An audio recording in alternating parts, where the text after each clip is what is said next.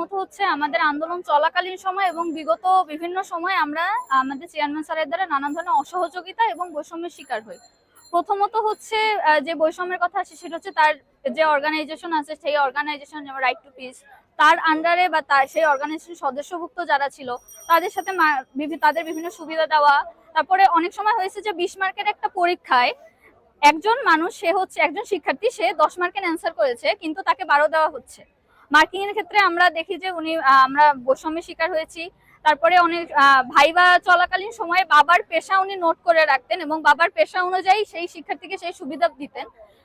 এরপরে যদি বলি, আমাদের ত্রাণ কার্যক্রমের মতো একটা মানবিক জায়গায় উনি আমাদের প্রশ্ন করেন যে কেন তার ডিপার্টমেন্টের ব্যানারে ত্রাণ কার্যক্রম পরিচালনা করা হলো এবং তার অনুমতি কেন নেওয়া হলো না, ফর্মালি তার সাইন কেন নেওয়া হলো না। এখন আমাদের প্রশ্ন হচ্ছে যে ডিপার্টমেন্ট তো শুধু একজন চেয়ারম্যানের না, ডিপার্টমেন্ট তো শিক্ষার্থীদের।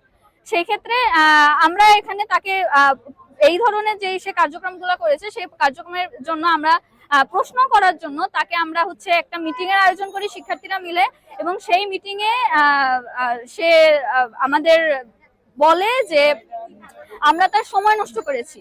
পরবর্তীতে আমরা প্রত্যেক ডিপার্টমেন্ট থেকে কিছু শিক্ষার্থী তার কাছে যাই এবং তাকে আমরা বলি যে স্যার, আমরা আমাদের ডিপার্টমেন্টের কোনো ব্যাচই আপনাকে চেয়ারম্যান হিসেবে চাচ্ছে না এবং আপনি সসম্মানে আপনার দায়িত্ব ছেড়ে দিন এবং আপনি পদত্যাগ করুন।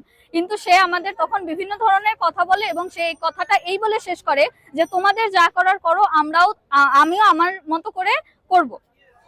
যা করো করো, আমি যা পারি করব। হ্যাঁ, আমি যা পারি করব, এটা বলে উনি।